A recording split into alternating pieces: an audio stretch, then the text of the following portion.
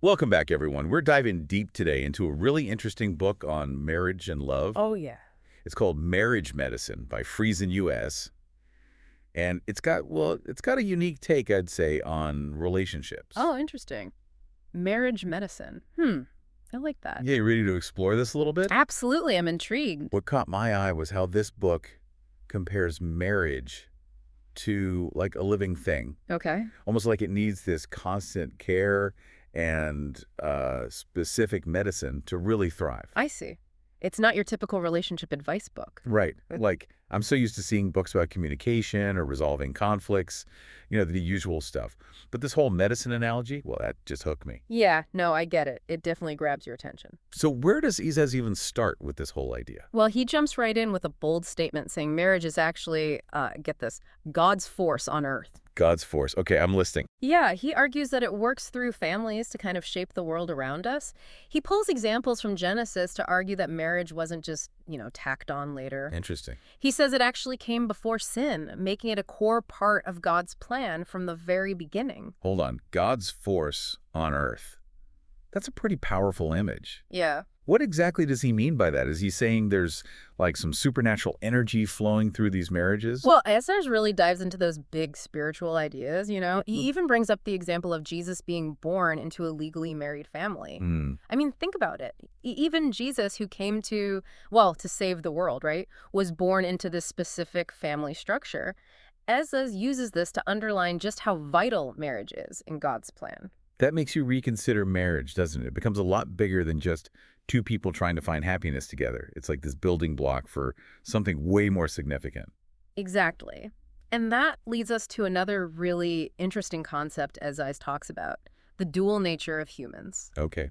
Dual nature. Yeah, he says that, we each have a spiritual self, you see, and it's created in God's image. And get this, it existed before we were even born into our physical bodies. Wait, hold up a second. Are we talking about like soulmates here? Destiny and all that? I'm all for romance, but that's getting pretty deep. It does get pretty profound. Isaiah actually goes back to the book of Genesis, comparing chapter 1, verse 27, where God creates mankind in his image, with chapter 2, verse 7, where he forms man from dust. I see. He suggests that the first verse is all about that pre-existing spiritual part of us. Right. And the second one, that refers to our physical form coming into being. So we've got this spiritual side just waiting around for a body. Well, that's the idea, yeah. And Isaiah is saying that marriage, that's where these two parts finally connect. That's his argument. The union of a man and a woman, it becomes a physical home for that pre-existing spiritual self. Wow. It's like marriage unlocks this hidden potential within us, letting our spiritual essence fully express itself in the world. That adds a whole new dimension to that idea of two becoming one. Right. It's way more than just physical or emotional. Yeah. There's this spiritual merging taking place. Exactly. And to make things even more interesting, Isaiah delves into 8 different types of love. 8. Whoa. Okay. Yeah, and trust me, this isn't your typical Valentine's Day stuff. He goes way beyond the usual romance cliches. 8 types of love. Okay, now you've got me hooked. I'm guessing this isn't all about roses and chocolates. Definitely not. What are some of the more, unexpected kinds of love he talks about? Well, he covers eros, of course, that passionate romantic love that we see in movies all the time. Right. And then there's agape, which is that unconditional, selfless love. But then he brings in these other concepts like pragma. Pragma. Yeah, it's like a fine wine that gets better with age. It's that enduring love that matures and deepens over time. Pragma. I like that. So it's not all about, butterflies and fireworks. Yeah. There's this deeper, longer lasting kind of love that grows over time.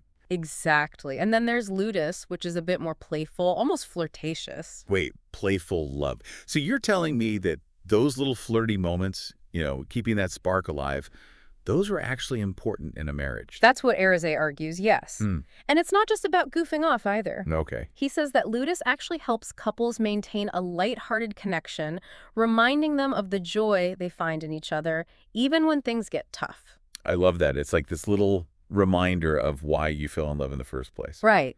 So we've got long-lasting love, playful love. What else is on this list of 8? Well, one that might surprise you is philotia. Self-love. Gotcha. Yeah.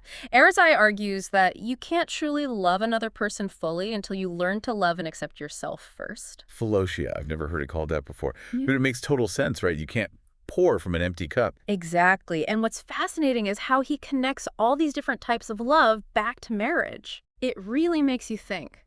How do they all work together to create a healthy and long-lasting relationship? What role does each one play when those inevitable ups and downs come along? This is already giving me so much to think about. We've gone from marriage being a force to 8 different flavors of love. It's like ease is broadening our whole understanding of what love actually is. But I have a feeling he doesn't stop there. Oh, you're right about that. Ise is just getting started with his marriage medicine prescription. You're absolutely right. There's so much more to unpack in marriage medicine. And Ise doesn't shy away from those tougher parts of relationships either, you know? Yeah. There's a whole section he calls Counting the Cost of Love. Counting the cost of love. Where he basically says, love isn't just a feeling, it's got a price tag. Okay, counting the cost of love. That sounds intense. What kind of costs are we talking about here? Is this about, like, financial stuff? Because let's be real, money problems can really put a strain on any relationship. Oh, for sure. Financial worries are definitely part of it, but Ise goes deeper than that. He's talking about the emotional and spiritual costs, too. I see. He says that real love, the kind that lasts, means you gotta stick it out even when things get rough. Right. It means embracing those less than perfect parts of your partner. Yeah. Their quirks, their bad habits, their flaws, the whole package. Yeah, you got to love the whole person, warts and all, right? Exactly. He even uses this captivating story about a king and a pig to make his point. A king and a pig. Okay, now you have to tell me more. This sounds way more interesting than your typical relationship advice. Oh, it is. So this king, he wants to teach his son about commitment. You know, the son's all eager to get married. So the king gives him a pig to care for. A pig, okay. But with one condition. The pig has to be kept spotlessly clean all the time. Oh boy, I can only imagine. Pigs and staying clean, not exactly a winning combination. Right. Pigs being pigs, this turned out to be quite the challenge. No kidding. It's like a metaphor, right? No matter how hard you try, things are going to get messy again. It's those human moments that you can't just wipe away easily in a relationship. Exactly. And that was the king's point. Okay. The prince, well, he got frustrated with constantly cleaning up after the pig. Makes sense. He complains to his father, saying this is impossible.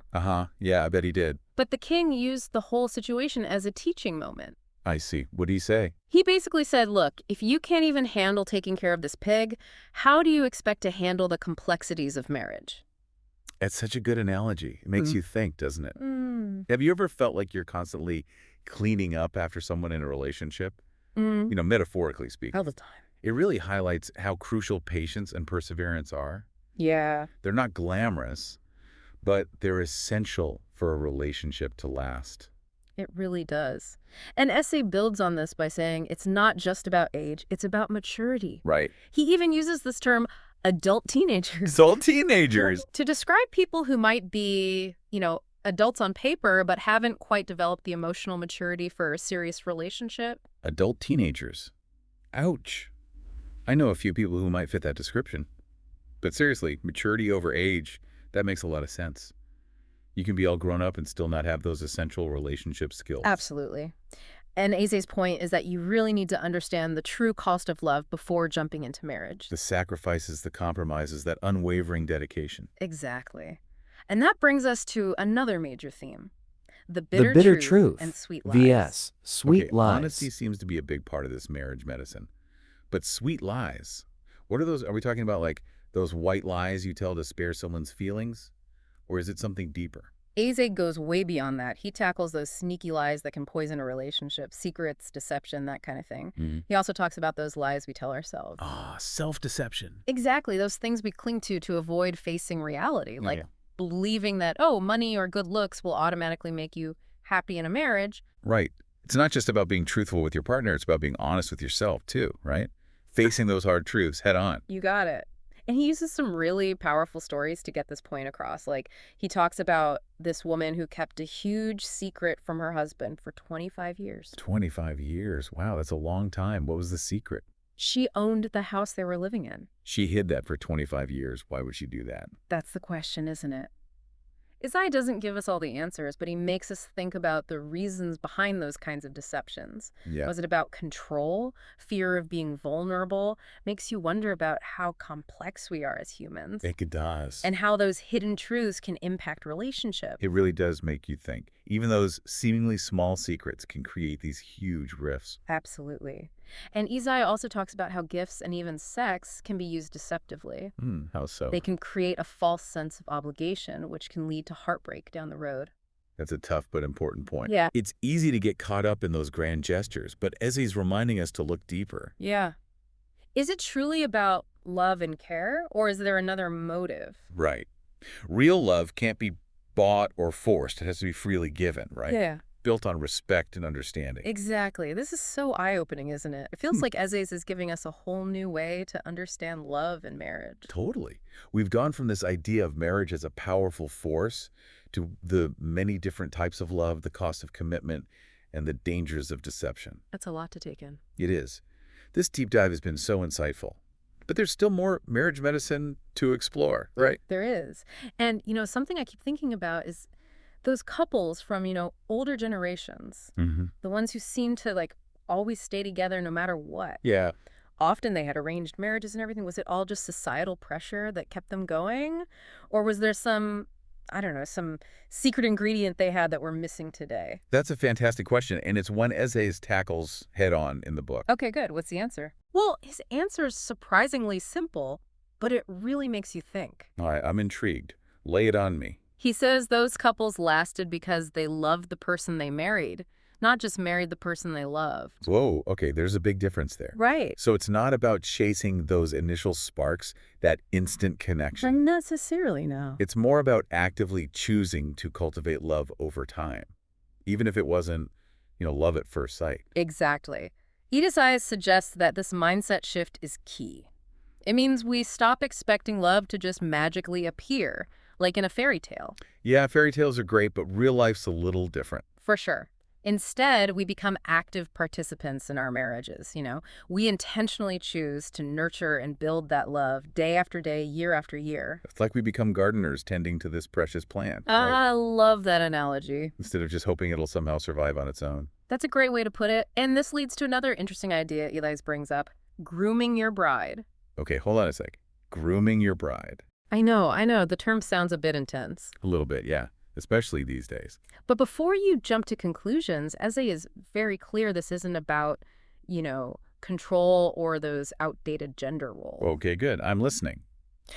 How does he explain it? Well, he says this kind of grooming is all about the husband's responsibility to guide and support his wife's growth, I see. to help her blossom into the best version of herself. That makes more sense. He even links it back to Adam and Eve.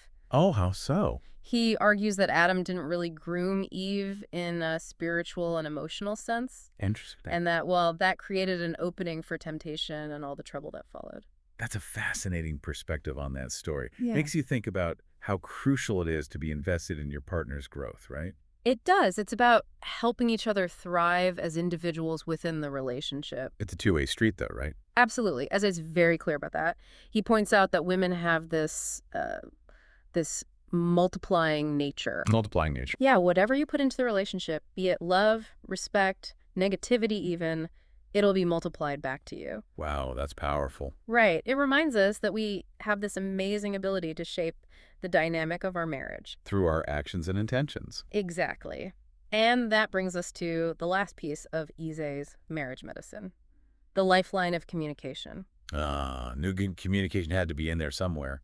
But I'm guessing he goes beyond just talking more or having regular date nights, right? Yeah. What makes communication truly effective, according to Ise? Oh, he goes much deeper than that. You're right. Okay, good. It's not just about how much you talk. It's about being mindful of what you say, how you say it, and when you say it. It's about the whole package. Yeah. He introduces this idea of the 3 T's: text, timing, and tone. Oh, I like that. The 3 T's. Yeah. Easy to remember. So it's about taking a moment before you just blurt something out, huh? Exactly. Thinking about what you really want to say, when's the best time to say it, and how to say it in a way that'll actually help your partner understand. And avoid unnecessary arguments. Right. Instead of making them defensive. Exactly. He even talks about approaching conflict strategically, Okay, how so? Instead of reacting immediately, take a breath, let things cool down, then approach the conversation in a way that encourages open and honest dialogue. It's like hitting pause before you send that angry text. Right? Exactly. Give yourself a chance to really craft a message that'll be heard and understood. That's a great way to put it. And, Eze also points out that it's not just about the words we speak. Right. There's more to it. It's our body language, too. Oh, yeah. Good point. That gentle touch, a warm smile, look of empathy, those speak volumes. Sometimes a hug says way more than 1,000 I love yous. Absolutely. And to tie it all together, Eze quotes a proverb that says, let me see, a soft answer turns away wrath, but a harsh word stirs up anger. That's a good one. It really highlights the power of thoughtful communication to calm things down, Yeah. to build those bridges of understanding in a marriage. It's been an incredible deep dive into marriage medicine. It has. We covered so much, from that foundational idea of marriage as this powerful force to those practical communication tips. And everything in between. And everything in between. SA really offers a lifelong approach to building a strong, fulfilling relationship. He gives us a lot to think about, that's for sure. He does. It's like he's given us this toolkit with all these essential ingredients for not just surviving, but thriving in our marriages. Couldn't have said it better myself. It's been a pleasure exploring marriage medicine with you. Likewise. And to everyone listening, we'd love to hear your thoughts. Yeah. What resonated most with you from this deep dive? What are your must-have ingredients for a thriving relationship? Come share your insights on our social media. Let's keep this conversation going.